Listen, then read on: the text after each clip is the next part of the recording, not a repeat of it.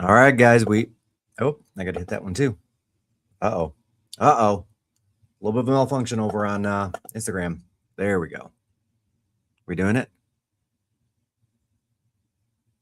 Excellent. We're doing it. All right, guys. Welcome to the weekly rundown. My name is Mike Perna, local real estate agent here in Metro Detroit, servicing all 5 counties. I've got 120 great agents, 3,000 5-star reviews, and that is the pitch. Moving on. As always, we will be going through all of Metro Detroit's news and what has happened over the last week. I've got, I believe, 25 different articles to run through. This is going to be a lot. This is going to be, I want to say, not heavy. Yeah, we'll go with heavy. That's a great word. And I'm also trying to figure out how to see everything on my phone, which I can't do right now, which is hard to do because this is the first time using this new system on going live on Instagram. Now, tell me where you guys are from. I always like to know. I always like to know where you guys are tuning in from. That's how I always like to start the show. So let's do that. Okay, I got Scott over in Rochester Hills. Scott, thank you for joining. I appreciate you. Appreciate you so much. Lauren over in Lyon Township, or South Lyon, I'm sorry. I said Lyon Township because I've got an article about Lyon Township coming up on, of course, one of the hot button issues of the day, which are data centers. So we'll definitely be going over that. Oh, hey, Stephanie. Yeah, I just talked to you actually the other day. I just talked to you. How you doing? How you doing? And then also, guys, which you probably can't tell if it's your first time here, we're not in my usual studio. Like, that's not my studio behind me. That is not a bedroom either. This is a hotel room. So I'm actually in New York City right now for the Inman Real Estate News Conference, which just wrapped up today. Yes, I did bring my extra monitor. I did bring my microphones. I brought everything with me so I can make sure to hit that live as I do every single Thursday. All right, now let's get going. Ooh, that was not what I meant to do. This Instagram thing is a little bit weird. It's like I'm watching myself, but over here and with a little bit of a lag. All right, let's get going. So we've got a whole lot of news going on tonight, my friends. And we are going to start with, of course, taxes, which has been a hot button in both Detroit and Metro Detroit, but basically Detroit for the last couple of months here. If you guys didn't catch it, I was on Fox 2 News with Ronya. She's amazing, going over what was happening with Detroit property taxes and how a lot of people were getting hit with just egregious amounts of taxes. So I'm going to bring this one up to the stage because this is actually the first executive order signed by Mary Sheffield. So Mary Sheffield has now signed her first executive order, and her order is to go and reevaluate the city's assessments, like how much is each property being assessed every year, and then how much are the residents being overcharged. She believes that over the last 10 years, there has been charges by the city in excess of $600 million to the residents that should not have been charged. One of the issues that we have ongoing is that the city of Detroit's property values are climbing at a pretty good clip. So last year, we saw roughly a 10% increase in home value over the whole year. In some areas, literally some neighborhoods, we're seeing as much as a 30 or a 40% increase in value over the last 12 months, or in 2025, should I say. Now, here's the problem. The state equalized value is going up to match those property values. Good news, if you're a resident in the city of Detroit or anywhere in Metro Detroit, because of the Headley Amendment in 1994, or Proposal A, in 1994, your taxes are not going up commensurate to market values. Thank God. And mine aren't either. Thank God. If so, a lot of us would be getting priced out of our houses pretty darn quickly here. Can I get an amen on that? Thank you. But what is happening, unfortunately, is I'm going to bring this tab over here so I can see any comments on Instagram, because Instagram's a little weird as far as that goes. There we go. But what is happening, unfortunately, is okay, that's a lot better.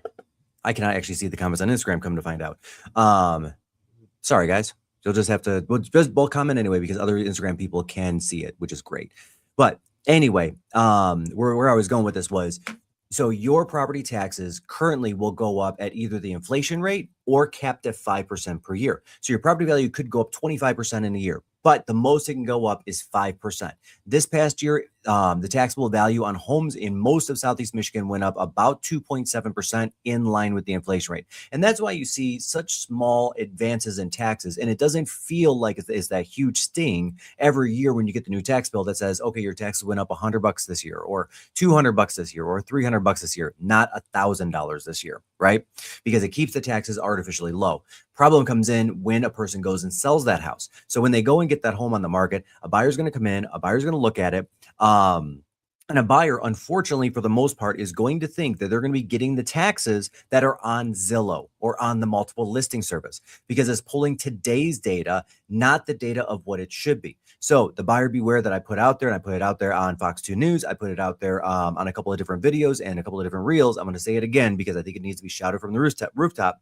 Your best bet, guys, is when you're buying a home, ask your real estate agent, what are the taxes going to be for the next owner? As a real estate agent, it takes me about 60 seconds to generate that information and get it to my buyer. Literally, that's as easy as it is. And our status is, with the Perna team, our agents are trained so that when somebody says, hey, I'm interested in this home, they say, great, let me look up the taxes real quick. So you get a actual real idea of what that monthly payment will be based off the real data, not based off of the data on the multiple listing service. Now, it's still an estimate, right? It can still be up or down about 5% either way, but at least it's not going to jump on you 40%. So what's happening is a lot of people are buying in the city of Detroit and its surrounding suburbs. And then they're thinking, okay, great, my payment is $3,000 a month or whatever that number is. And then 6 months later, they get two things. They get a new assessment saying, oh, no, you now have to pay an extra $200 a month or $400 a month or $700 a month. I've seen one as high as $1,300 a month, literally. And that one made Channel 7, by the way, $1,375 a month more per month because your new tax bill is this. And by the way, you also owe us for the escrows that are not any longer filled enough to make that next tax payment. So on top of that $1,375 per month, you also owe us a check for $4,000. Due now, by the way. So that is the big problem with taxes here in Detroit specifically, but also all of Metro Detroit. So the bill in 1994 made perfect sense because home values were going up around 4% per year, 4.2% per year on average, and they plodded along pretty regularly, and wages were increasing about 6% per year on average. So they were actually the wages were actually outpacing taxes and also outpacing home value increases, which made perfect sense. But with COVID, and with everything else happening in the world where property values just shot through the roof, it no longer makes sense. And we need Lansing to do something, to act on something. And please give me an amen if you believe that I'm right on this one. Do something, because a lot of Michiganders are being forced to rent instead of being able to purchase, which is also why the first-time buyer average age right now is 40 years old. It used to be 27. Like back when I was growing up, it was literally 27 years old for the first-time buyer. Now it's 40 in Michigan because of problems like this, because the millage rates are just too high, because this antiquated bill that worked great through the 90s and early 2000s no longer does work in this post-COVID world. All right, that's my soapbox, and that's my rant on property taxes. Thank you guys for coming to my TED Talk. Let's move on to yet another thing here. Now, we are still talking about taxes, of course, because that is the name of the game right now. So let's remove that. Let's remove that. And then we're going to add in. Yep, that's the one that I want. So the new CEO of Bedrock, there we go. So the new CEO of Bedrock himself has now started to call for some tax reforms. However, thankfully, he does not know exactly what reforms are needed. Now, some of the reforms that he called for was to try to lower the millage rate through a couple of different ways. One of them would be tax abatements on the most expensive properties in Detroit, because some of those properties are paying in excess of $30,000 and $40,000 per year in taxes. And that's just untenable to maintain over a long period of time. It's just too much. Some of them some people now are buying homes in the $400,000 and $500,000 range and getting hit between $16,000 and $20,000 a year in property taxes, which is outrageous. There are certain areas of Detroit where the millage rate is way the heck up at 82.2 mils, which is crazy. One of the reforms that he called for is adding a city-specific or a zone-specific excise tax. Okay. And I'll talk about what that is a little bit and why we can't do it right now. We would need a constitutional amendment through the state legislature to do it. So currently, excise taxes happen every day of the week. We all pay them in some form or fashion or another. I'll tell you what those are in a moment and what we pay. but it is a blanket across the state. When one cannot be charged a higher or lower excise tax in the state of Michigan, depending on where you are. Now, another word for excise tax is the sin tax, right? So this is the tax that goes on alcohol or tobacco products or weed or CBD, right? Whatever. Call me out on that one. So sorry, guys. Thank you, though. Or gas tax, as an example. So it must be uniformly applied through the state.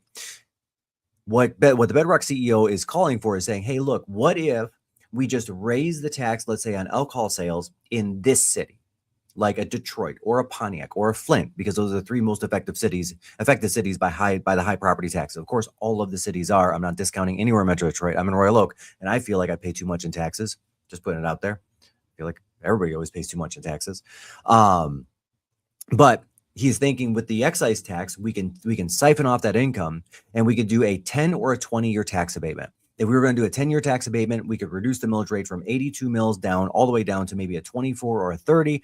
Or if we do a 20-year tax abatement, it would still lower the taxes down to maybe 48 mils, which is much more in line with most of the suburbs. So after 20 years, of course, the tax abatement would leave unless it was renewed, and then would go back up to the 82. But 20 years is a long time. And that is a long-term relief plan for Detroiters. Personally, I think it's a great idea. And is he saying he has all the great ideas? No. Is he saying this is a potential great idea? Yes. Do I think it's a potential great idea? Yes, because I think a tax on something like this, where it's more of an entertainment thing, more of a choice like alcohol or tobacco, I think this makes great sense because you can just choose to not go buy a bottle of a six-pack of beer, basically, right? So that is one of the proposals that he would like to see on the ballot. Of course, the major proposals that would need to be done almost all have to be done at the Lansing level. So if we were going to choose to do an excise tax, we would need to do an amendment to the state constitution. If we were going to choose to actually reduce the millage rates on a significant level, we would have to change the way school taxes are done because those are all put into a pool and then redistributed out by the state. There are multiple changes that cannot be done within the city of Detroit by the city council or Mary Sheffield or anybody to greatly reduce the taxes without the help of Lansing's lawmakers, which is also why Mary Sheffield did very purposefully visited Lansing and met with multiple lawmakers on both sides of the aisle. That was her first duty of business, to try to put that out in front of them, because she knows it's going to take probably a year of campaigning with these guys to get somebody to look at a bill like this, and then another year to get it passed, and then another year for it to actually have a real meaningful effect for Detroiters. This is a long play, guys. Taxes are not something that is very easily changed here in the state of Michigan, which can be good or can be bad depending on who's doing the changing and what changes are being done. Just putting that out there. Okay, now we're going to move on. We got a lot of data center things going on in our life today. It's craziness. So let's start pulling up some of these articles. Remove that one.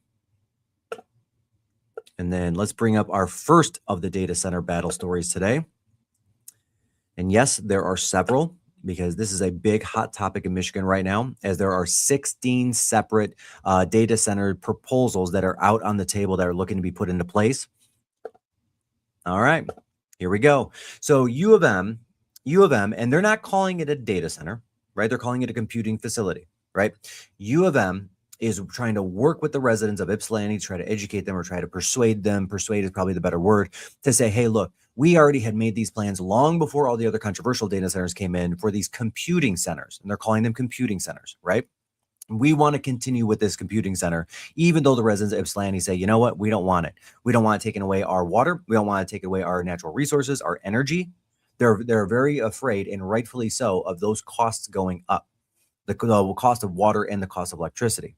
And we're going to talk about what DTE has to say about the cost of electricity with data centers in a minute. So they held a town hall. They had DTE out. They had, of course, U of M out. They're trying to persuade the residents of Ypsilanti to say, look, there's nothing to be upset about. These plans are already approved. Things are already in motion. Let's just continue the motion that we're already going in. And of course, the citizens, the residents of Ypsilanti are not happy with this, as they should not be happy with this. So that is number one on the data center front today.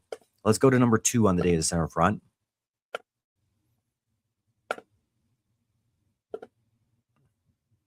I'm pulling it up. So this one I thought was actually really, really interesting. I don't know how I actually feel about it, so I would love some comments on what you guys are feeling on this thing.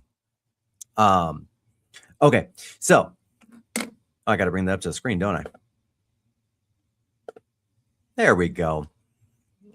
All right, so there was a data center proposal that went out to it's debatable, 9 or 10 different cities. They were all put on one email in Michigan, 5 of which are here in Southeast Michigan, saying, hey, look, we have a data center proposal. We're going to give you 48 hours to consider it and say yes or no. First ones to say yes gets it.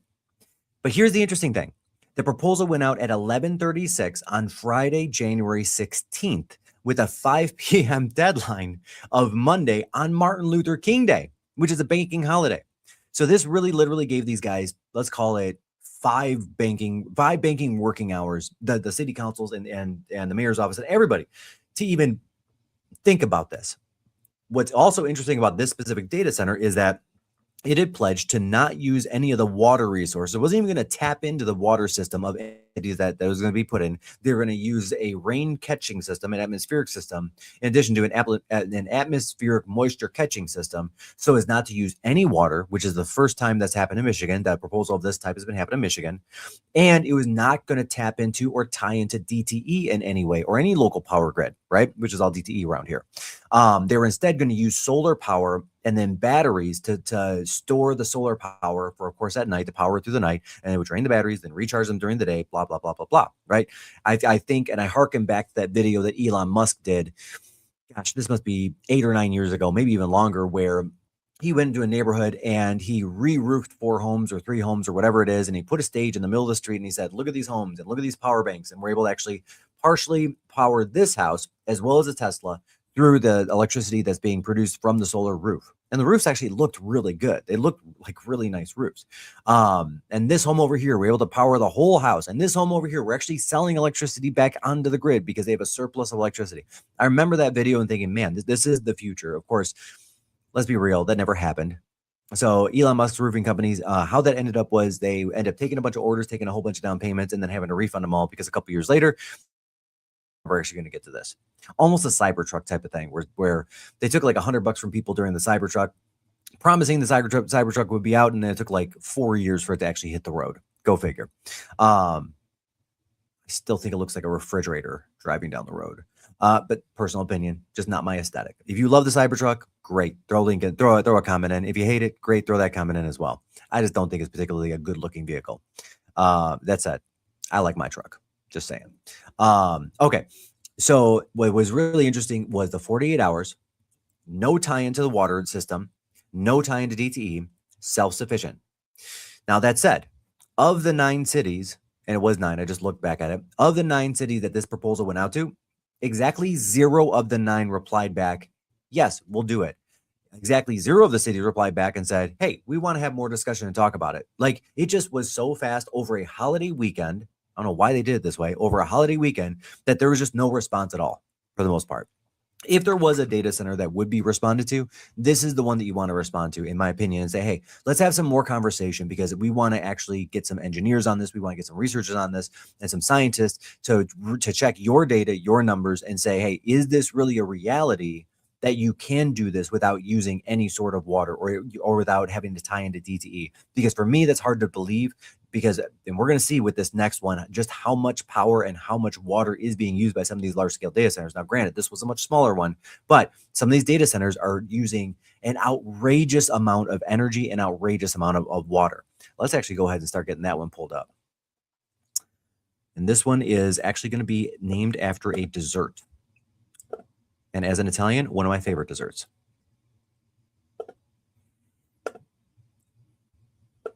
Oh, stay with me, guys. I'm pulling it up right now. I really should have somebody else in the studio help me out with this. I mean, granted, I'm in a hotel room tonight. I don't have my Lions logo, which I'm hopeful for 2027, but not too hopeful, but hopeful. Okay, guys, Project Cannoli, and this thing is a huge data center, 800,000 square feet. Project Cannoli is looking at the Great Lakes Water Authority to supply its water, right, to their data center. So we started with evaporative data centers. Like, that's the oldest of the technologies, right? And what happens is water goes into the data center and it cools the data center. And as it goes out, it actually goes through sponges and air's blown at it and it evaporates, literally. And it's using tens of millions or hundreds of millions of gallons of water per year, depending on how big that data center is. Okay. This is one of the issues with the data centers. Then we had closed loop data centers. Now that still uses water, but it uses much less. The average data center, like the one in Lyon Township, will be a closed loop data center. With that one, how that works is they have to fill the data center, which will take 10 million gallons of water. And then just because of leakage and just because of still some evaporation, they're going to have to top up with 8 million gallons of water per year. Now, I'm going to put that in context. I'm not saying that's a small amount of water, but I do want to put it in context. That is about 1/5 of what the average Michigan golf course uses per year. So the average Michigan golf course hovers, depending on the year, depending on how much rain there is and sun there is, between 34 and 42 million gallons of water per year. That's a lot of water. Now, granted, a lot of these guys are on wells, so they're not tapping into systems, which is great. But it's still, let's call it 34 million on the low end per year. And a closed loop data center would use about 1/3 of that at 8 million per year. That's not this. That's not this. They want to build over on Lake Michigan and use and tap into the Great Lakes Water Authority. By the way, the Great Lakes Water Authority currently puts water into 40% of Michigan homes. Okay, let's put that out there. And they're looking at using 1.3 billion gallons of water per year. That is 50 golf courses. That's more than 50 golf courses, 1.3 billion gallons. Now they're trying to say, guys, it's not a lot of water. We've got 2.2 quadrillion gallons of water in Lake Michigan. I feel like 1.3 billion of anything is a big number. If they don't feel like 1.3 billion is a big number, they can write me a check for 1.3 billion. And I'm happy to take it and cash it. Just saying. In addition to that, this specific data center would be using and tying into the whatever power grid is out on Lake Michigan. They would be using approximately 1.3 gigawatts of electricity. Now, to put that into perspective, DTE currently, and yes, I have all these numbers. I don't know why in my head. I don't understand why all these facts and data. Thank you for that comment. Thank you for the question. Yes, it is just kind of in there. But you know, I love Metro Detroit. I've been studying for a long time. Back to the show. DTE currently produces about 11 gigawatts of electricity. They're looking for 1.3 gigawatts. So they're literally looking for over 10% of all of Metro Detroit homes and businesses currently use for one facility. Just want to put that in perspective. I'm just going to leave that nugget right there. And then in other DTE news, and this is, again, I feel like this is a battle that we're losing on the local level, especially. We've got Lyon Township, right, which is right in our backyards, guys. I mean, we're talking like Irwin's, right? Well, that's more South Lyon, but still, which is not Irwin's anymore. If anybody knows what Irwin's is now, throw that in the chat. A little fun trivia fact for the day. Okay, so here's one of the issues that Lyon Township is running into, right? So way back in 1992, they rezoned a bunch of things because Lyon Township specifically wanted to move away from some of the cleaner energies like these big solar panel farms, right? Which could be construed as computerized, let's call it, right? So back in 1992, they did a bunch of rezoning. So did Howell, and so did many, many communities across Metro Detroit, because they didn't want these big solar farms, just what they consider eyesore solar farms, just dotting the landscape as the clean energy kind of conversation was starting up, right?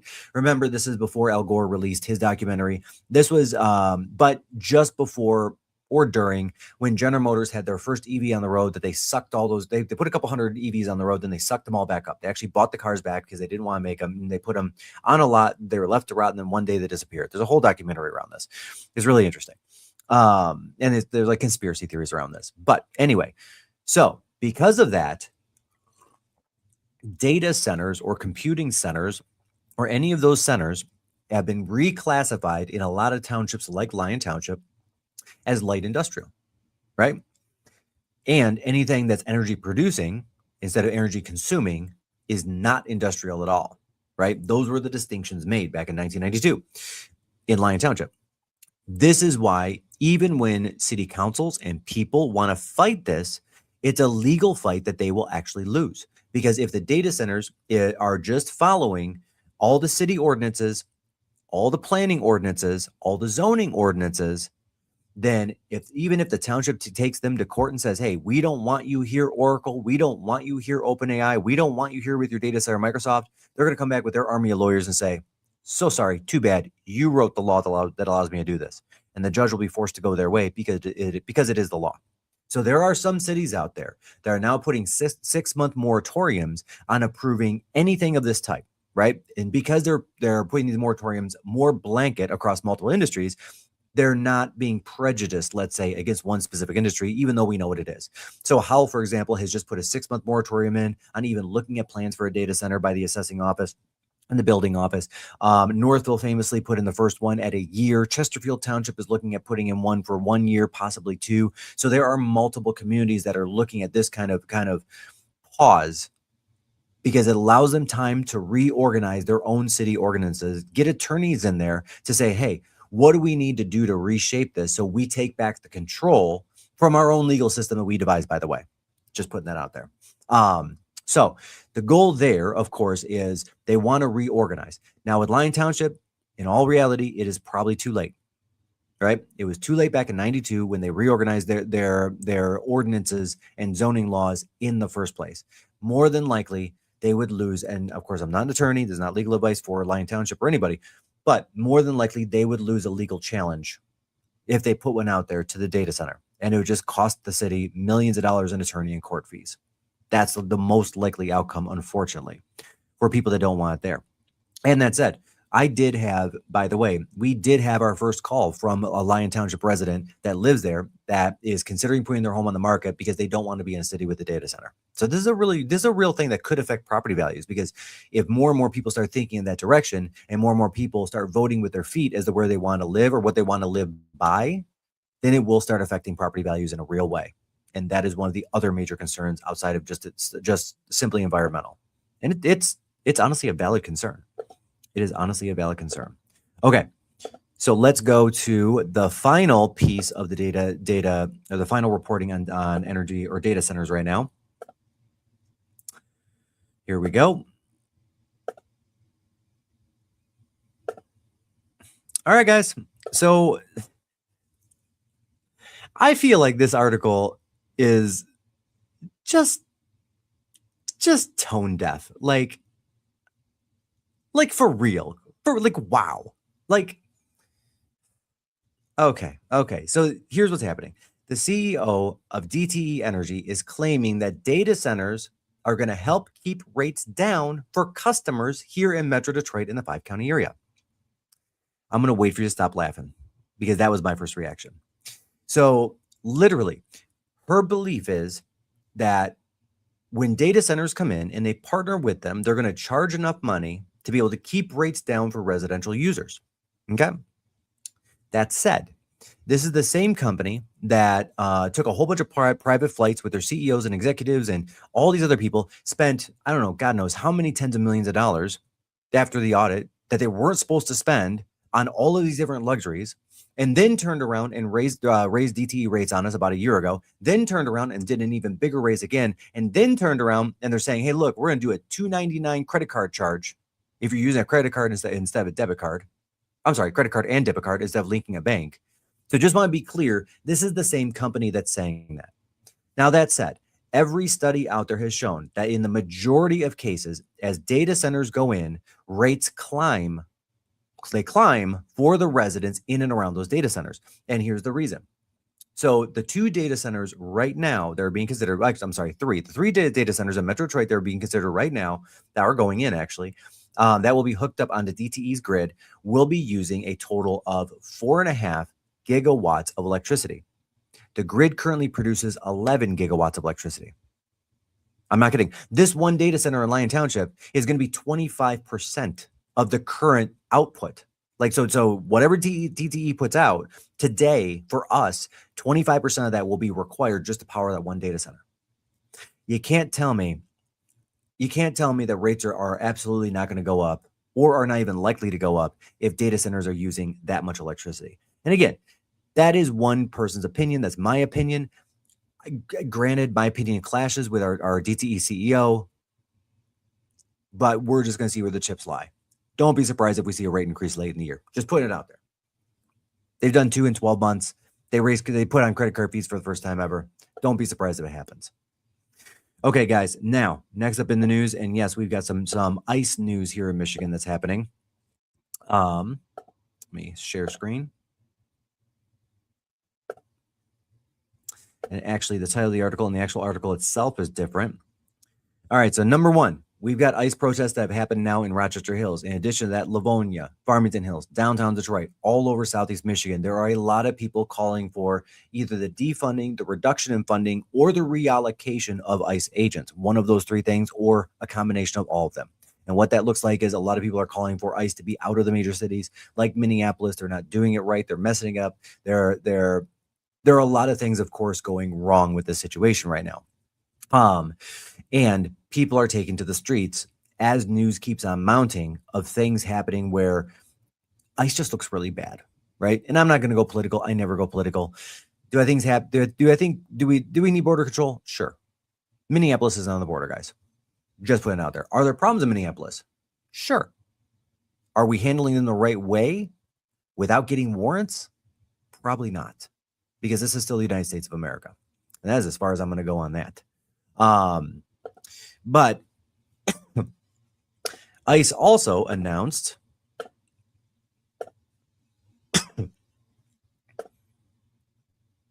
oh, come on, bring it up here.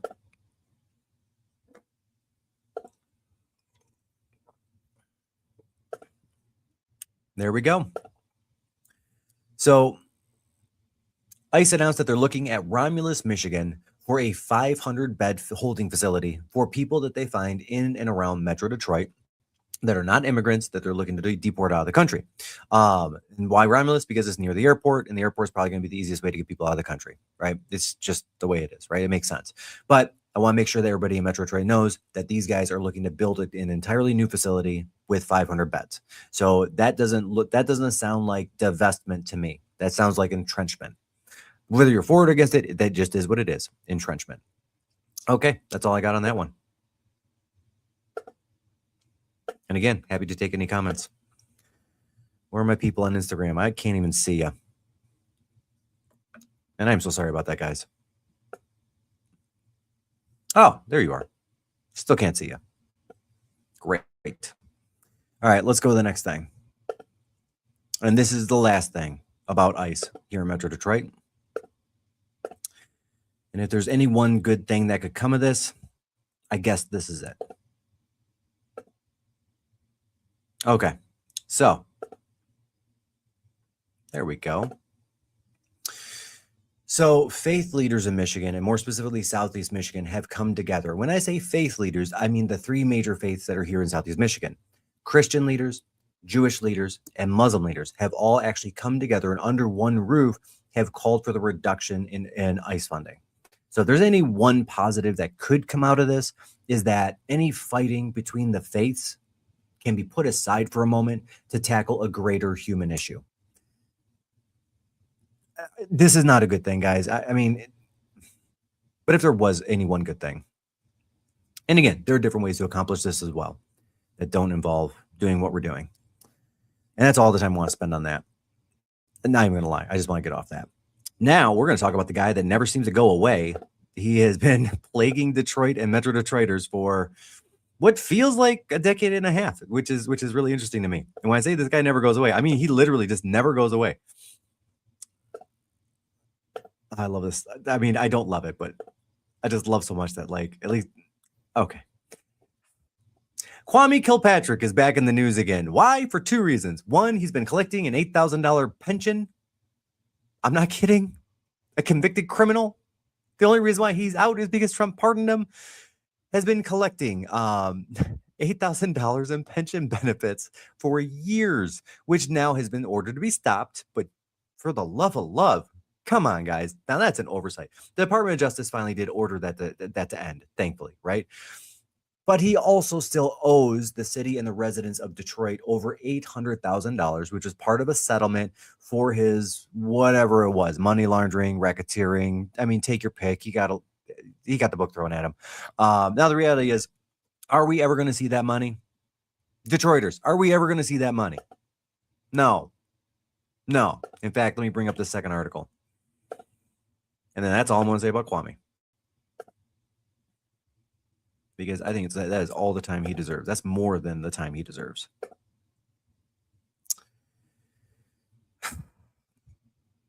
Experts say it. Kwame Kilpatrick has an $831,000 secret deal with the city of Detroit to make restitution to Detroiters for a lot of the money he embezzled and stole, and because of racketeering. The reality is they're never going to collect. But let's just call it what it is. This is a write-off, unfortunately. He has a history of dodging debts. He has a history of dodging legal obligations. And even though there was a demand order by the U.S., who did it? U.S. District? Yep, not even Michigan, U.S. District. By the U.S. District Judge Nancy Edmonds on Monday. The reality is we're never going to see that money come back into the city, which is unfortunate. And I know, guys, we're not talking about hundreds of millions of dollars here, right? This is not like I'm trying to think of this is not like the Ponzi guy, right? With 40 billion embezzled or whatever that looked like, right? Let's put this in perspective. The city of Detroit last year had a surplus of roughly $105 million. This is $800,000. This is about 0.6% of that, right? Nobody's getting rich off it. We're not lowering our property taxes off it. We're not doing anything great inside the city with it. But I think the point needs to be made, and they do need to try to collect, even if it costs as much to collect as the money itself, that people are not allowed to steal from the city of Detroit and the residents of Michigan and get away with it. So I think Nessel and I think whoever this judge is should throw the book at this guy and do everything necessary to either put it behind bars to pay or find the money somewhere in his finances and take it. Personal opinion, tell me I'm wrong.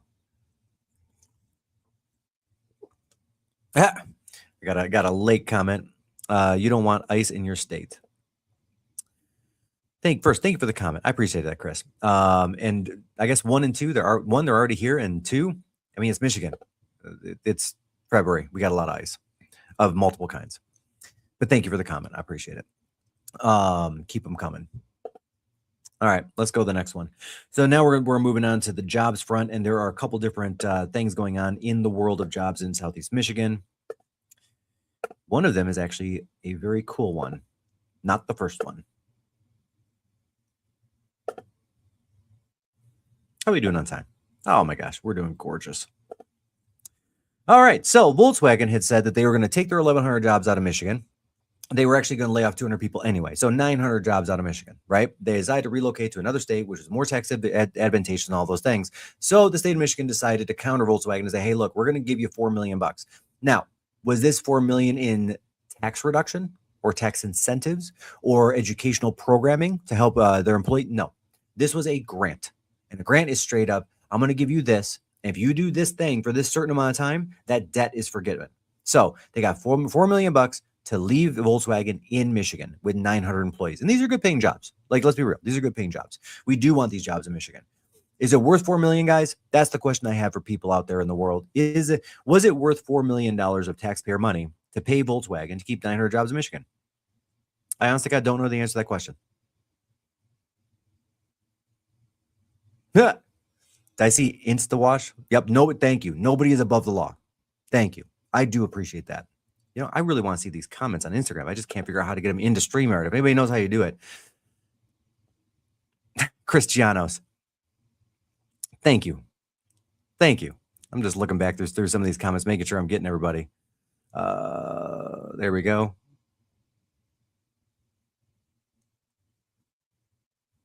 Why should the inner cities, urban cities, pay more in taxes when Detroiters are already going through enough? Thank you. That is a great comment. I really appreciate that. Do you think that no property tax for seniors might become a reality? Yes and no. For veterans, yes. There is currently an idea about property taxes. This is good. There's currently an idea floating around Michigan Congress saying that if people don't have children in schools, should they be forced to pay a school tax? Now, that not necessarily answers the senior question directly, but it would indirectly answer the senior question if they don't have any school-age children at home. So no, I don't think it's going to become a reality. This is a great question. What variables determine the next buyer's taxes? Excellent question. It is people mistakenly think it's the sales price of that home, right? It's not. It's the sales price of 3 homes around it in that given year. So what happens is every city undergoes its reassessment every single year. So when you own a home, you get a actual notice of assessment from the city saying, okay, this is what your old millage rate was. Millage rate. This is what your old millage rate is. This is what your new one is. This is what your old SEV is. This is what your new state equalized value is. And this is what your new taxable value is. And this is what your old taxable value is. You get those numbers, right? And the state equalized value, which is going to be the biggest of the numbers, is going to be based on what 3 properties in your neighborhood or in your square mile or on your block sold that most closely resemble yours. Do you have a 4-bedroom home? Great. These 3 were 4 bedrooms that sold. Do you have 2.5 bathrooms? Great. These have 2.5 bathrooms. And then they're going to weight them. Oh, this one only had 2 bathrooms, was missing a half. So we're going to dock this property this amount because it has a half bath less. And in our city, we feel a half bath is worth $8,000, right? So we're going to move and jigger that number every year just a little bit. It goes higher based on the sales prices of 3 properties. That's why a lot of people say your state equalized value is traditionally 42 to 44% of what your home value is, because it's always a 6-month to 8-month trailing number. Now, when you buy a home, right, your taxes will then be the state equalized value, the highest number, not the taxable value, what the current homeowner is paying. So what happened in 1994 is with Proposal A, they said, okay, look, home values, we're not going to raise property taxes based on the value of the home in case we get a couple of big jump years, like 6-7% that outpace wages. But what we will do is we'll cap it at inflation because it will just get as expensive as everything else, or we'll cap it at a max of 5% in case inflation flies up to 10%, which happened, right? It happened right after COVID or during COVID when everybody was flush with a little bit of cash. They were sitting at home, so they just started buying stuff. So inflation went up. Plus our supply chains were all shut down for basically 6 months to a year, depending on what state and what country you were. So what I'm trying to say is your taxes will be predicated on 3 home sales in that community, determining what your state equalized value is. That is not what's put on the multiple listing service, and it's not what's on Zillow. Both of those things, and realtor.com or homes.com or any of the other sites out there, even my website, both of those things, all of those things do not pull what the next property taxes will be paid will be. They only pull the current, right? Which is an ongoing problem. Now, you can, as a consumer, go to literally just Google Michigan Property Tax Estimator. Okay.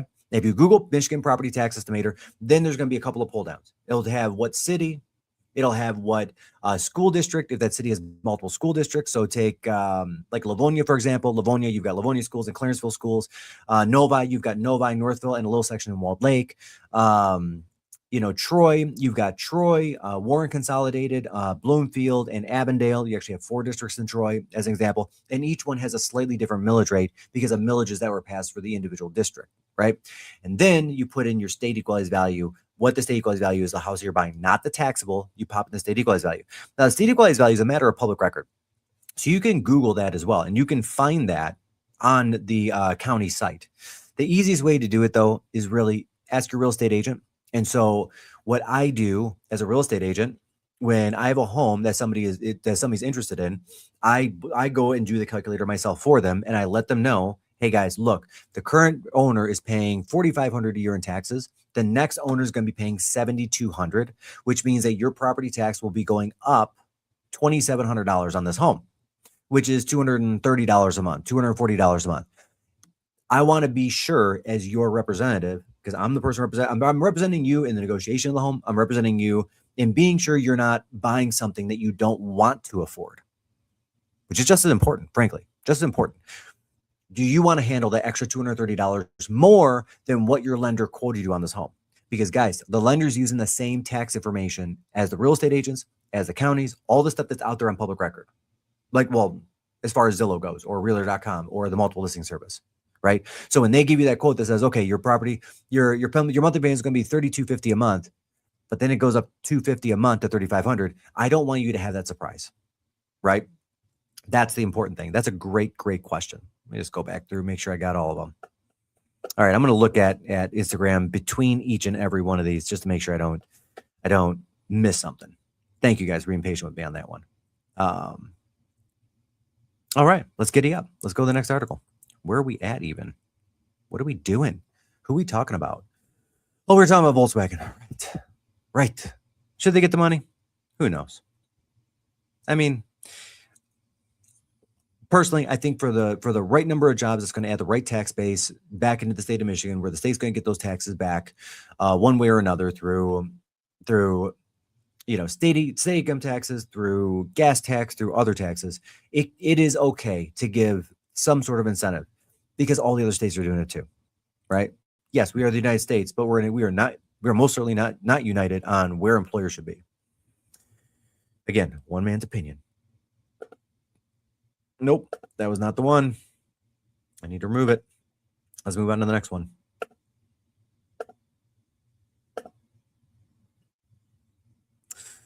There we go. This was pretty cool.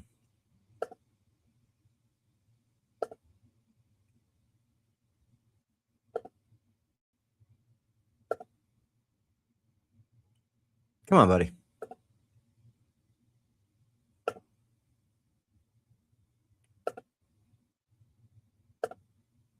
And in a turn of events, as it turns out, Metro Detroit is a tech hub.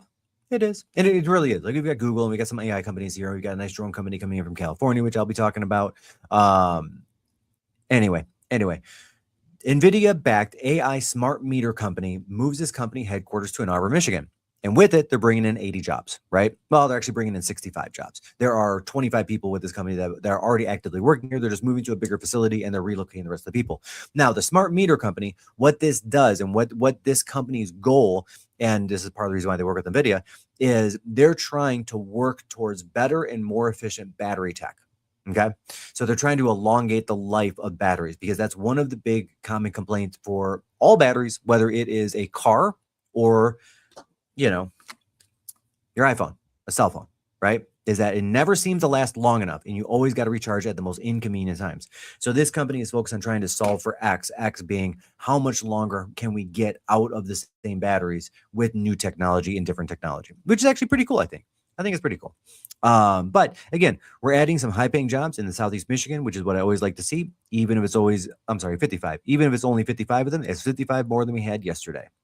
So let's keep on keeping on. Get rid of that one. Now this one is more of a sad turn of events as far as employment news goes.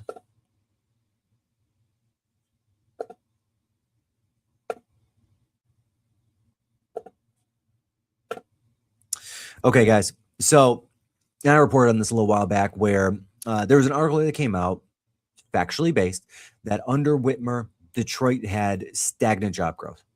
Very true. Very true. I actually talked to one of our local potential state Congress people about this specific issue because he had questions about what was going on in 48239. I forgot which zip code, but he wanted to know a little bit more about the issues. I'll tell you about that conversation as well. So here's where our jobs are growing in healthcare because Michigan is getting older and sicker, which is true. The average age of a Michigander is going up, not down. And that's a sign of new kids it's actually a lot of younger people not staying here first, but then when they leave and they have kids, then they're not having them, of course, in Michigan, right? Now, Michigan's job growth, it was about a point and a half percent, about 0.5% last year, which is under the national 2%, right? So we are actually stagnating. So going back to the Volkswagen, is it a good thing or not a good thing? I think we need to be fighting for every single job that we have in the state to keep the state economies going. We do have finally a population increase in Michigan. We do have finally population increases happening in Detroit, but we need to give these guys jobs. So here's what we talked about. In this gentleman's district, the 313 building in downtown Detroit, it's that nicer, newer apartment building. It's right on the corner. There was a French restaurant in the base, the Statler. The Statler was in the base. It's actually becoming something else now in partnership with another pub. I reported that on a while back. That is in receivership. That's in Chapter 11. Reorganization of debt right now. He didn't know, right? It was just reported, just like a month, not even a month before him and I had talked. Now, here's the problem. So that place is charging, starting at least last I checked, this could be different. If you know the numbers, guys, put it in there. I want to know if you know. Well, not that if you know, but if you know, I want to know. They're charging starting at, let me flip back my Instagram again. There we go. Yeah, thank you, Mr. Wash. Welcome any and all jobs. Yes, sir, you're right. Or ma'am. I'm so sorry to make that prejudge. That was not intended. Anyway, so getting back to it. That building is in receivership because their rents for a studio, which is like, I think it's like 380 square feet, it's tiny, start around 2,000 a month. As you get into the 1 bedroom, 2 bedroom, and then eventually they have a couple of 3 bedrooms, not a lot of them. Now you're talking about 3,500 plus a month. The top ones above 4,000 a month. The problem is if we don't have higher paying jobs being added to Michigan, but we have all of this higher charging housing like that, the Joe Louis apartments. There's another apartment complex that's over in Midtown that's going to start at 3,000 a month. Like that housing is unsustainable because we need jobs for people to be able, good jobs for people to be able to pay those rents. That's the single biggest issue we have. With good jobs, AKA enough money flowing into the area, we can fix all wrongs. Everything can be fixed with money flowing into an area. And the only way money flows into an area at a high level is, frankly, jobs. Infrastructure helps. It kickstarts it. So look at the Gordie Howe Bridge. It has taken 6 years to complete, 29,000 29 million man hours, and those are good paying jobs. A lot of those jobs are very good paying. They're blue collar, but they're skilled labor, right? Here's the problem. When that's done, the job is done and the money shuts off. And then what we're left with are a few jobs at either end, making sure the tolls are paid and the border is secure. That's it, right? Like look at the data centers themselves. Data centers. We're going to create 2,500 new jobs in Lyon Township. Are you? No. You're creating 300 new jobs permanently. You're creating all those other jobs temporarily over the 18 months it's going to take to build the data center, right? This is why jobs are important. And this is why it's very important to diversify our economy, which is now pretty much 4 things, right? It is healthcare, obviously, Blue Cross and those guys. It is cars, not that many cars anymore, but we still do employ a significant number of auto manufacturers here, mainly white, a lot of white collar with Ford and General Motors. It's mortgages between Rocket and UWM. That's a lot of employment. And the 4th thing that Michigan does very, very well at this moment is pizza. Better than anybody else. I'm not even talking Detroit style pizza. I'm talking like the major franchises, Domino's, Jets, Little Caesars. These guys are from here. We do pizza, right? Even though Grandma Bob's is better. Now, fight anybody that says otherwise. The moral of the story is we need to fix this before we really start looking at very many other things. Because without jobs, it doesn't matter. Again, one man's opinion. Okay, let's get that off the screen. And thank you guys for the comments and participating tonight. I really appreciate it. And thank you for letting me work through my struggles because I have 2 screens tonight instead of 3 screens. Otherwise, I'd have the Instagram up on its own other screen like I normally do. Of course, my problem being, well, I just need a bigger suitcase. So that's on the list for the year. Great.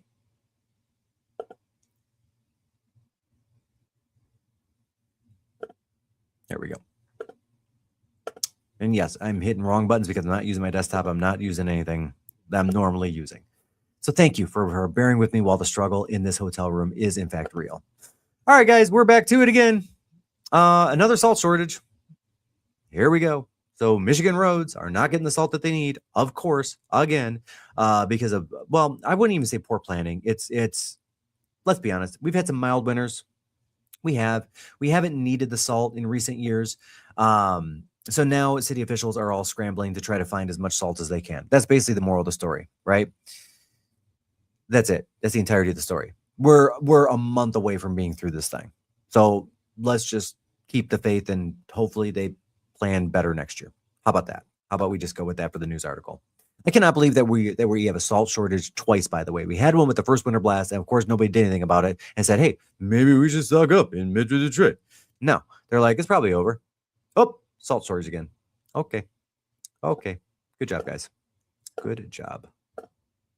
I'm feeling funky tonight. I'm feeling kind of overly critical. Wow. I know a lot of you guys are not new here. I see a lot of the names on there. And I am so sorry for being so salty.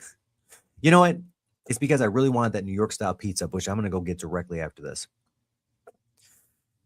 All right.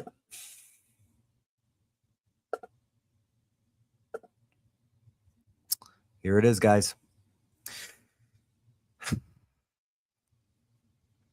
And yet another fatality to corporate sponsorship is happening right now with the music hall in Detroit, which has accepted $20 million to be renamed the Orsa Music Hall. Orsa, of course, being a credit union, because that's what we need. So here in Michigan, and actually the entire United States, one of the coolest things that we get to do is put corporate names on buildings that used to have cooler names.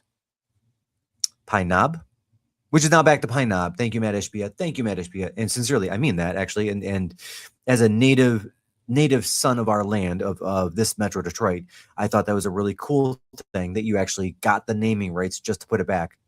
But then what'd you do with Jimmy John's Field, which is now UWM Field? Cobo Hall, Comerica Park. It just feels to me like it just cheapens things or lessens things. Like these were not made to be corporate sponsored places. So I don't know. I have a very strong opinion on this. And I get it. $20 million, guys. $20 million for the music hall. They probably need it. They probably have a lack of public funding right now. There's an argument on both sides for everything, right? They could take this $20 million. There's a lot of good things they could do and use for it. But they better not rename the Fox Theater. They better not rename the Fisher. I mean, I think that would just be egregious and too far. Give me an amen on that. Thank you. Thank you. God, thank you, Chris. Different Chris. Oh, two Chris's. Cool. I like that. I like that. Okay, let's move on to the next story. Because we're almost through it.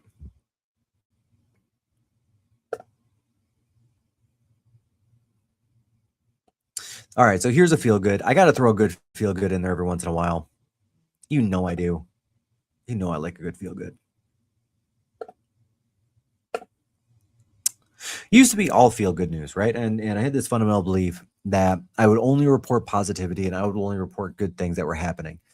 But then I started feeling like you deserve better than that, especially from somebody like me, where I'm working hard, even though I'm a local real estate agent. And yes, I would appreciate any business that you have to throw our way. My team members appreciate it. Their families appreciate it. And we are sincerely grateful for every single past client over the last 24 years. Sincerely grateful. Thank you. But I felt like I was beginning to do people like yourself a disservice by not talking about the not feel good stuff. And that's why I bring some of this to light. I try to come from an objective place, and then I might throw my opinion on it later on. That's my goal. My goal is to be a lot more objective than the current news, which is not hard to do, by the way. One man's opinion. All right, guys, Josh and Jace are home. They left Michigan. It was such a fun, and comment if you guys were watching their journey. Let me know if you were watching their journey, what you thought about their journey here in Michigan. I thought it was pretty amazing. I thought it was really cool to see these two guys come to Michigan in the dead middle of winter, experience the most wretched temperatures and ice that Michigan had to offer. And they loved every minute of it, except of course, when one of them went to the hospital and you know, that all happened. Right. But while they were here, they did good. And I like that so much. And they had this fundamental belief that they can do it, which is really cool. So they ended up raising a total of $47,000, $34,000 one day, but ended up being $47,000 for a Grand Rapids homeless shelter that could desperately use that money, which I really like. I like that so much. Another thing they did, though, was they went with the exception of Jets, they went with a lot of small business owners, right? And a lot of times, especially when it's restaurants, and I worked in restaurants when I was in college. A lot of you know that about me. I talk about that quite frequently. But they worked with a lot of small business owners that put them on the map, that filled their restaurants back up, right? They highlighted small towns where tourism means the world to them. Where an extra 1,500 people that pass through a year means the difference between a struggling person that's got to shut down their business to, oh my gosh, I'm not struggling as much anymore. Because the reality is life is hard and it should be challenging on some level, but it shouldn't be challenging the way it has been for the last couple of years here. Tell me if you agree or disagree. That's up to you. Thank you, that girl. I will. I appreciate that. And thank you for that. Good comment. She said I can answer after I put the points, like the actual points on, then I can give my answer to the situation, or what I think about it, my commentary, should I say. Thank you.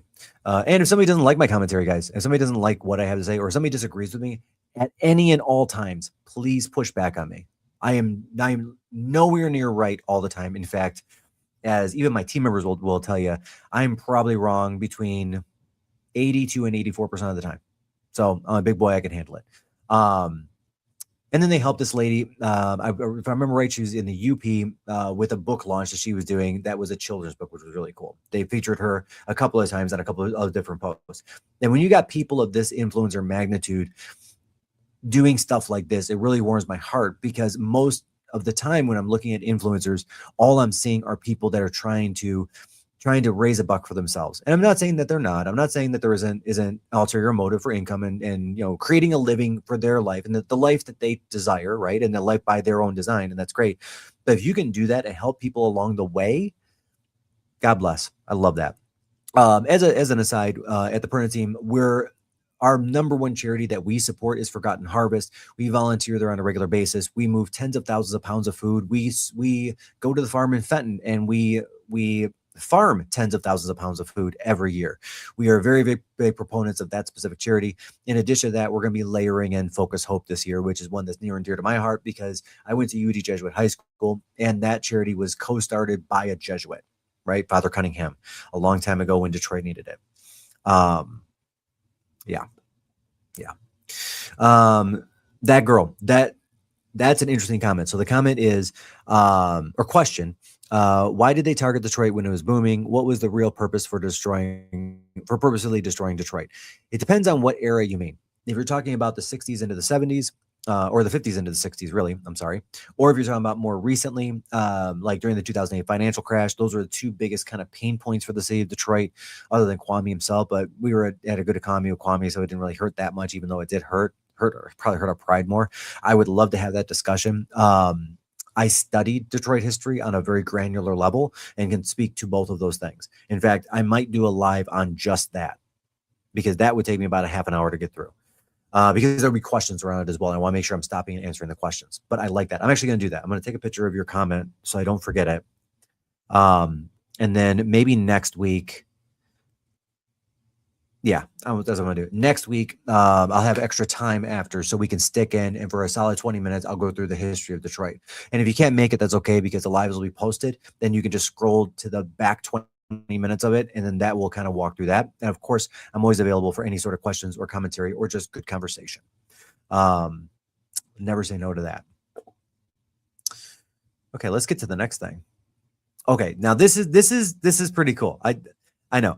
I got a lot of flack because I did a post on this, and people are like, what are you even talking about? There it is. Okay, let's pull this guy up on the screen.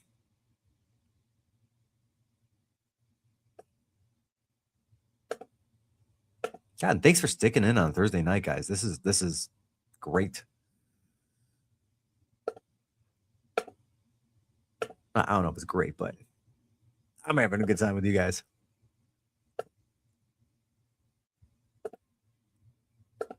Okay, guys. So, according to Homes to Go, which is it like tracks Airbnbs and VRBOs and stuff like that. Detroit is one of 2026's rising star tourist cities to visit. I'm not even kidding. We're doing it. We're on the scene. What you can't see behind my face, of course, is actually, let me do it this way so you can see it. Move that just a little bit. Is that the search trend year over year for people looking for hotels or rooms or VRBOs or Airbnbs in the city of Detroit is up 120%. Craziness. I keep telling people, Detroit does have some modicum of tourism. Why would they be putting in so many hotels if they don't? And so many luxury hotels? Well, yes, we do, right? We actually have tourists that want to come and see the Motor City. But not just the Motor City, guys. The Movement City. The city that birthed techno, right? Birthed Motown, Eminem, all of those other things, which is all true. And by the way, if you haven't gone to Movement, it is a fantastic festival. It used to be called DEMF, the Detroit Electronic Music Festival, back in the day when Carl Cox, and Carl Craig for that matter, were all more involved with it. Paxi had a bigger involvement with it, which of course now is Movement. Had more commercialized, higher ticket prices than it was. It used to be free. First year was free, literally. First 2 years were free, I think, and then third year was $25. And Ford Motor got involved at that point, and the city of Detroit got involved and things like that. But all I'm saying is, I love this so much that we are now getting on the map in so many different ways across the country, but also internationally. I think it's so cool. Okay. And of course, tourism means dollars again pouring into an area. I mean, look at Traverse City, right? That's hundreds of millions of dollars that pour into that area over a 4-month period. That city literally balloons from like 12,000 people or however many it has to over 100,000 for like a couple of months. It's kind of crazy. My marketing guy grew up there, and he tells me about like the stories of like how in the summers it would just like balloon. Not that we're going to get that far with Detroit, but man, I welcome every tourist dollar that comes our way.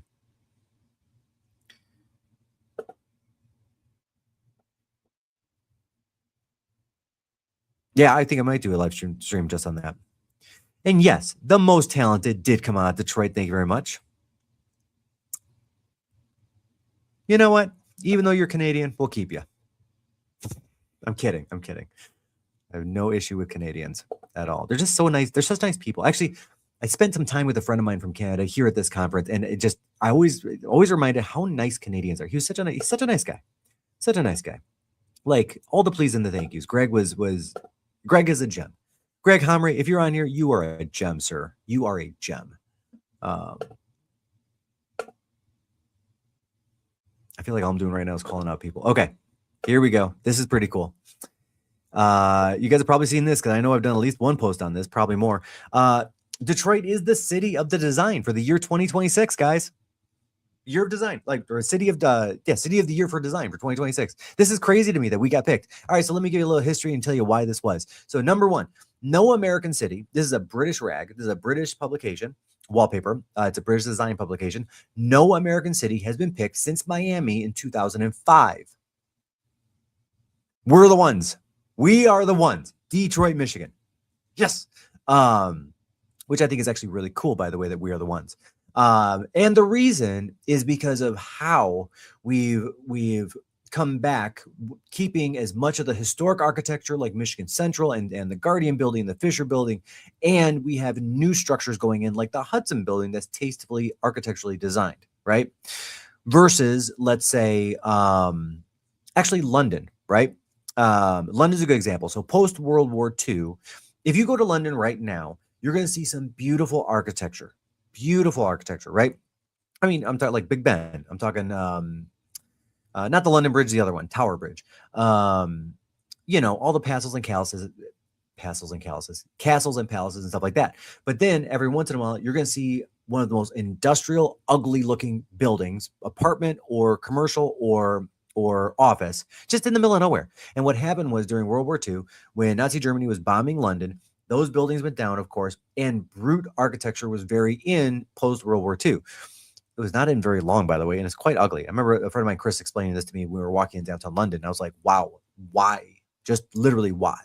But I really like that they gave us a nod for how hard the city and the state has worked, and they have worked hard to try to push keeping the current architecture, keeping the current buildings and the current facades of those buildings intact and beautiful. Because let's be honest, we cannot build things like this again. It took $1 billion to rehab Michigan Central the right way.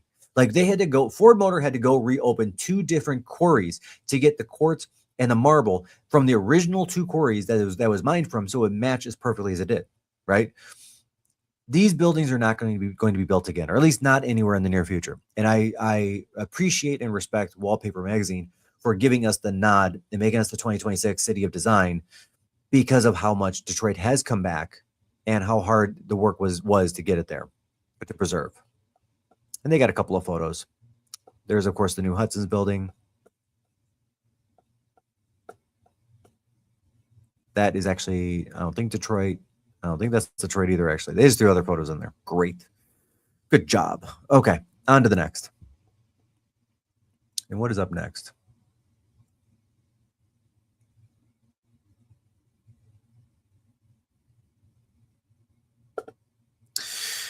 Okay, so I believe in education. I do not like giving a political opinion. So this is not going to be a political opinion.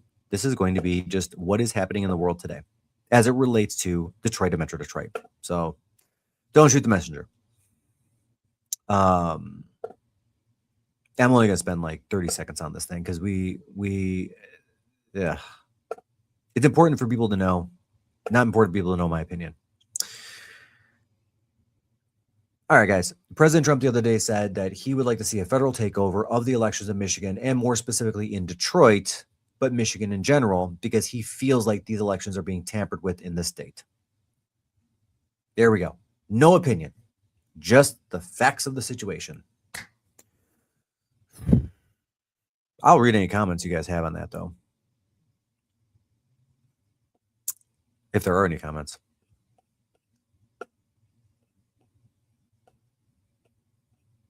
Oh, Motor City. My mother's 96 and moved to Detroit in 1946 at the age of 16 and said the train station was beautiful and bustling with people. And in fact, it was. And wow, and I'm kind of curious if you're still on, where did they move in from? So my grandfather came over about that time from Italy. He actually worked in Detroit, not at that train station, but in Detroit for 4 years. It took him to save to be able to bring my grandmother, my father, and his 3 sisters to Michigan, which was so cool that he was willing to work that hard and be apart from his family for 4 years for a better life for his family. That there are a lot of people in a lot of different countries with that story. My other grandfather did work as a baggage handler, and in fact, on Christmas, he always worked Christmas Eve because there was extra pay. And my older cousins, would go to the train station and help him as a baggage handler so he can get home a little earlier on Christmas Eve, spend it with the family, which is interesting. Okay, let's move on to the next story because that's about as much time as I want to spend on that. Unless anybody has something to say. I will always respect every opinion. I will always listen to every opinion. So speaking of elections, and we are talking elections because election season is coming upon us pretty quick here, guys. As much as we think it is not, it is. At least here in Michigan, it is.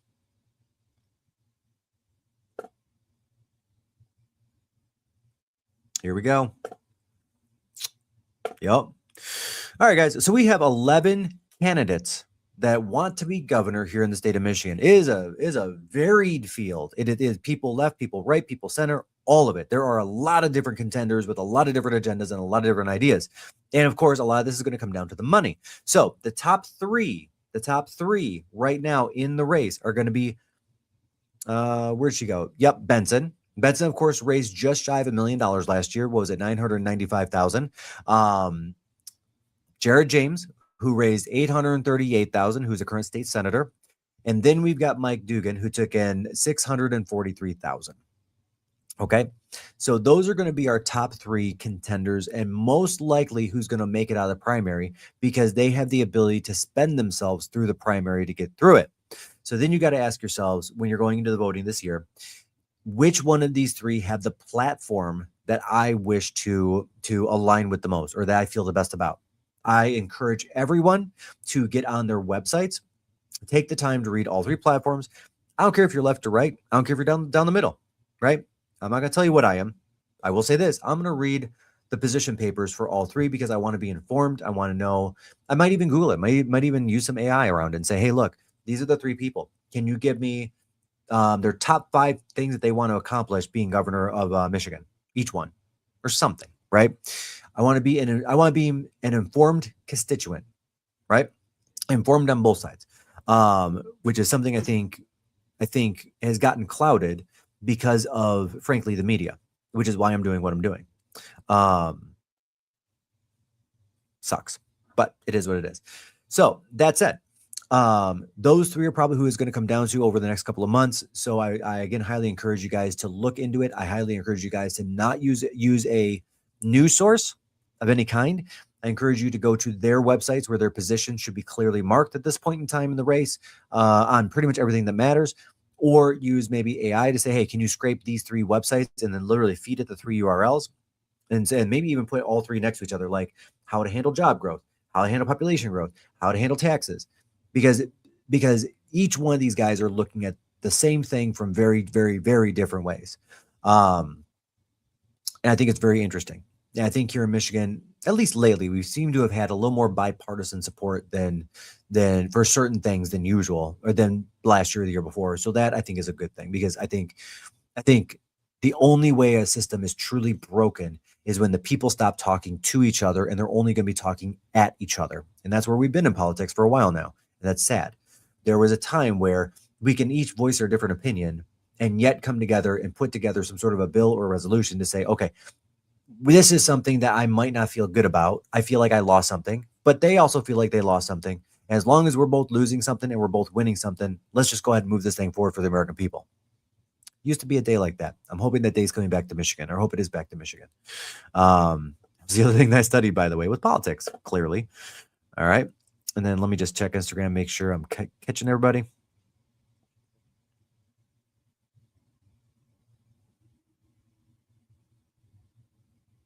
Okay, cool. All right. Liking these comments tonight, guys. Good job. Good job. What do we have for the next one? Oh, yeah, that's right. So, again, with the news. Okay. Okay, I'm sorry. I didn't mean to just like sigh like that, like it was a bad thing. Although I personally think it's a bad thing. Well, let me tell you what it is, and then I'll tell you what I feel about it. It's a great point. And I apologize. I forget to do that sometimes. I'm human. I'm so sorry. I will always apologize when I do that. Okay, here we go. USA Today officially buys the Detroit News. Why is this so important? Why is this news? Like that's it. That was the news. USA Today buys Detroit News. So USA Today now owns both the Detroit News and the Detroit Free Press. So you have the same company, actually one of the largest news companies, news organizations in the world. They have over 200 large publications, now owning more and more and more news. These are the two major rags in Metro Detroit. So these are the two biggest circulated points of news in Metro Detroit for Metro Detroiters. And the fact that they're both owned by the same company makes me uncomfortable and causes me to think twice and say, maybe I should be looking elsewhere for my news, because a lot of times the corporate on top controls the news at the bottom. May not necessarily control the spin. Sometimes it does, but sometimes it just simply controls the stories that we get to see or not see, right? Let's not forget, Jeff Bezos bought the New York Times. There was a reason he did it. Okay. Just putting that nugget out there. And this stuff all fascinates me, by the way. Just the inner workings of all this stuff just fascinates me.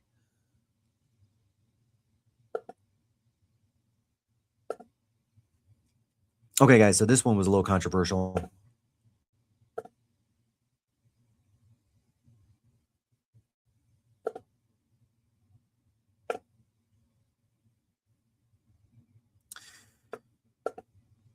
So I'm going to want some comments on this.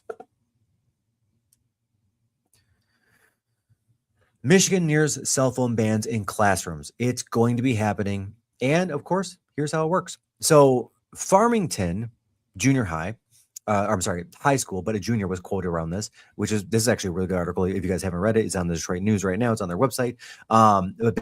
Basically, it goes through how it kind of works and how it doesn't work. So here are both sides of this story. Side number one, and tell me if there are more sides that I'm missing that I'm not at least thinking of. At least these are the majority of the things that I hear from people.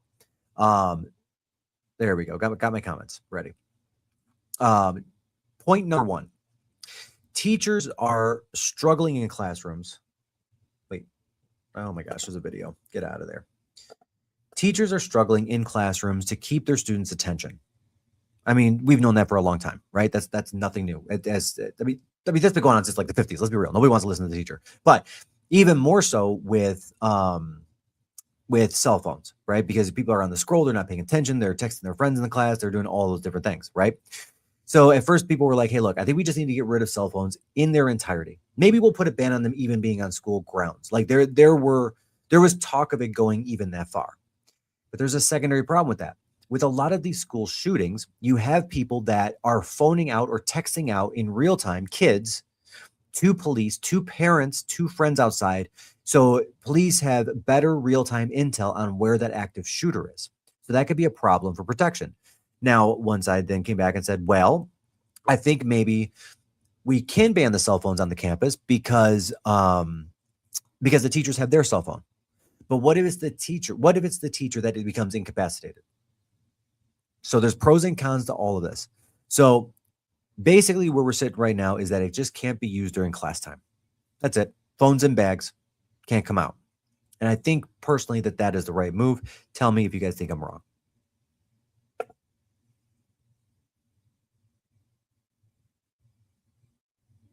Oh, I lost my Instagram, people.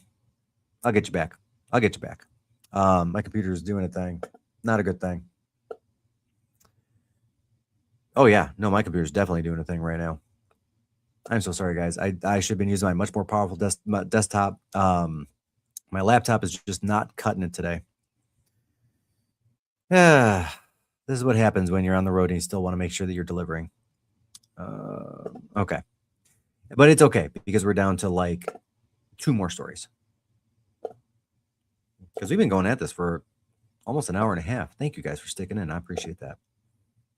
And you know what? I'm going to go deeper in on the Jeff Bezos thing. I'm going to do a little bit more research because I would prefer to be 100% prepared and not just put my opinion out there.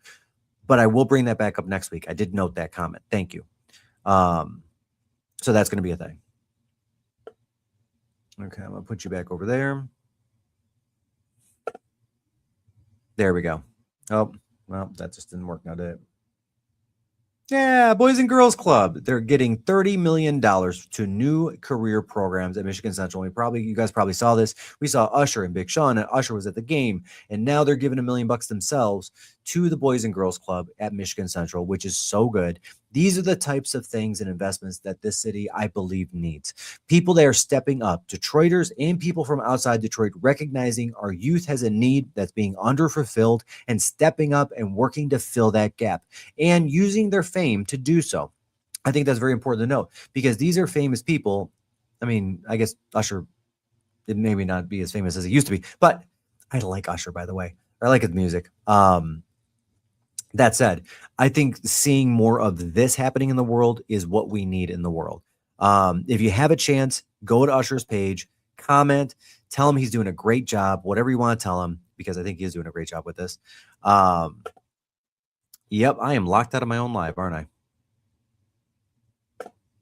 Oh my gosh, I am so sorry, Instagram. Something happened where I am 100% locked out. That's a sad day.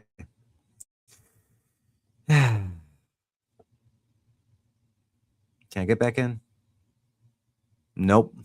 My computer just did it and I'm out. So I'm so sorry. I'm not gonna be able to see your comments until after the rest of this live, but thankfully we only have one more thing to do.